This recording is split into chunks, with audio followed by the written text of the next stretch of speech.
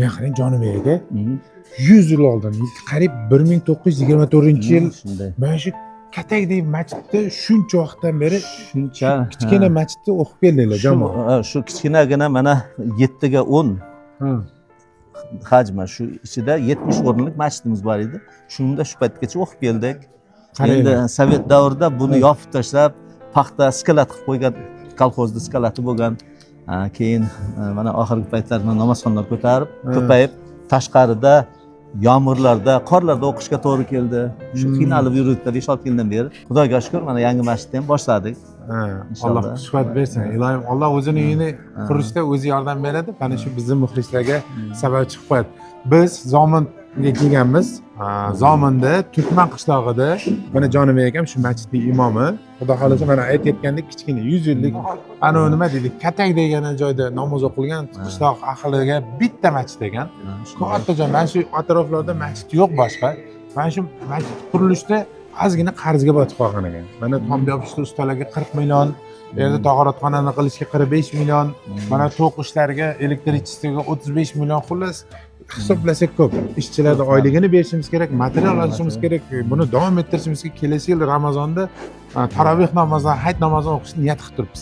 Siz bunga sababchi bo'lib qolsangiz, xudo xolasa, hech bo'lmasa mana shu yurakchani qizartirib, layklarni bosib, jo'natib qo'ysangiz ham savobga sherik bo'lasiz. Qo'lingizdan kecha 1000 so'm bo'lsa ham, 5000 so'm bo'lsa ham, qancha bo'lsa ham, katta nomerlarni ko'rsatgan nomerlarga tashlasangiz, savobga sherik bo'lib qolasiz. Xudo xolasa, birgalikda quramiz shu masjidni. Xudo xolasa, qiyomat kuni xudo xolasa jannatdan umidi bor odam hamisha bir qo'ldan kelgancha harakat qiladi. To'g'rimi? Xudo xolasa nima deysiz? Albatta, bu Allohning baytiga xizmat qilgan odam, hissa qo'shgan odam hech qachon kam bo'lmaydi. Alloh taolo mukofotini o'zi beradi. Albatta. Va'dasi bor, jannatimdan bir qasr borib yetib beraman degan va'dasi bor. Shu qasrga barchamiz nasib qilsin, Alloh taolo hammamiz hissa qo'shaylik shu masjidimiz bitishida. Mana shu musulmon birodarlar, murojaatimiz shu sizlarga. Tasavvur qiling, siz issiq joydan namoz o'qiyapsiz. Bular mana 7 ga 10 joyda 100 yil bo'lgan ekan masjidga. Bu atrofda hech qanaqa masjid yo'q.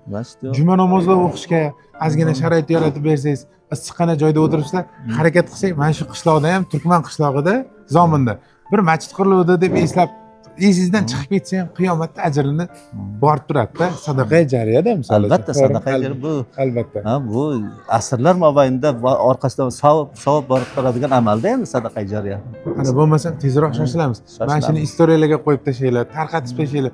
Qancha tarqatsangiz, qo'lingizdan 1 so'm pul berish, qo'lingizdan kelmasa tarqatib qo'ysangiz ham, o'sha tarqatganni, tashlagan puliga ham siz ham sherik bo'lib qolasiz. Mana biz ham sherik bo'lamiz deb kelib turibmiz, azizlarim. Shunday. Salomat bo'lasizlar.